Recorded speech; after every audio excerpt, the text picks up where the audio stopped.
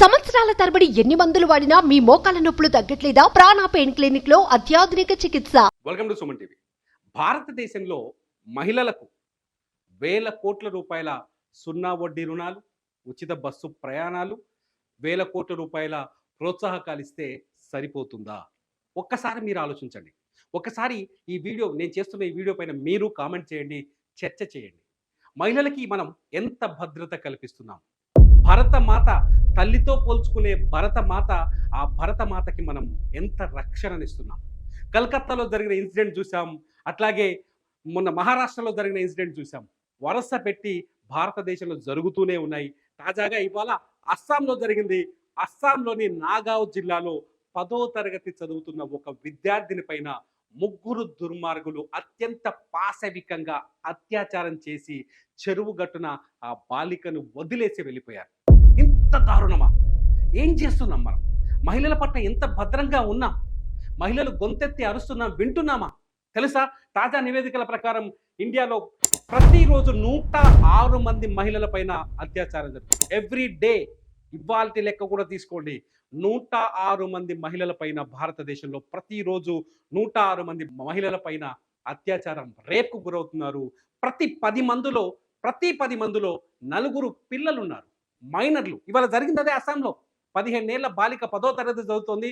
10వ తరగతి బాలిక ట్యూషన్కి వెళ్ళి సైకిల్ పైన తిరిగి వస్తుంటే బైక్ పైన వచ్చిన ముగ్గురు దుర్మార్గులు ఆ బాలికని అటకాయించి స్థానికంగా ఉన్న ఒక చెరువు దగ్గరికి లాక్కెళ్ళి అత్యంత పాశవికంగా ముగ్గురు రాక్షసులు ఆ బాలిక పైన అత్యంత పశువుల్లా అఘాయిత్యానికి పాల్పడ్డారు.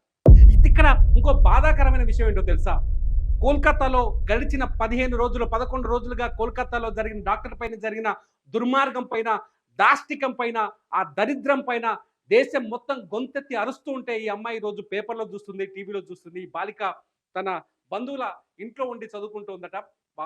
రూరల్ ఏరియా నుంచి వచ్చి తన బంధువుల ఇంట్లో ఉండి చదువుతుంది. అలా బంధువుని అడిగిందట. ఏమడిగిందంటే, అయ్యా, ఈ రేప్ అంటే ఏంటిది, అత్యాచారం అంటే ఏంటిది ఈ దుర్మార్గం ఏంటని అడిగి వివరణ తీసుకొని తన సానుభూతిని కూడా వ్యక్తం చేసింది తన బంధువు దగ్గర. ఆ రేప్ గురించి అడిగిన రోజే ఆ బాలిక పైన ఇవాళ అత్యాచారం జరిగింది. ఎంత దుర్మార్గం! మహిళలకు మనం ఉచిత పథకాలు ఇవ్వచ్చు, గౌరవాన్ని ఇవ్వచ్చు. మనం ఎంతవరకు భద్రతనిస్తున్నాం? రాఖీ పౌర్ణమి మొన్నే జరుపుకున్నాం.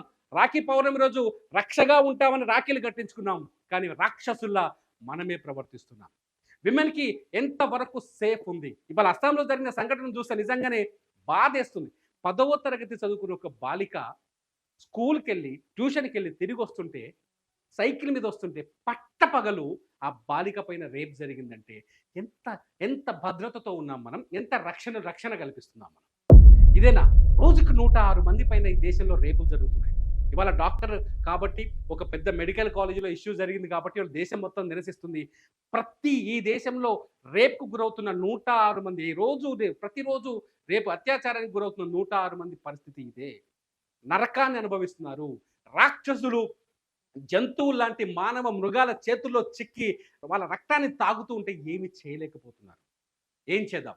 ఈ భారతదేశంలో రక్షణ కల్పిద్దాం, మహిళల భద్రతే ముఖ్యమన్నారన్న ప్రధానమంత్రి మోదీ మరి ఆ భద్రతకి ఎటువంటి చర్యలు తీసుకోబోతున్నారు? ఇవాళ కోల్కతా ఇష్యూలో కూడా మమతా బెనర్జీ ఒక మహిళా ముఖ్యమంత్రి, ఆమె హోంశాఖ మంత్రి, ఆమె వైద్య ఆరోగ్య శాఖ మంత్రి, ఆమె ఇలాఖాలోనే, ఆమెకు సంబంధించిన శాఖల్లోనే దుర్మార్గం జరిగింది. ఆమె రోడ్డు మీదకి వచ్చి ఇవాళ ధర్నాలు చేస్తోంది. ఒక ముఖ్యమంత్రి రోడ్డు మీదకి వచ్చి న్యాయం చేయమని ధర్నాలు చేస్తోంది.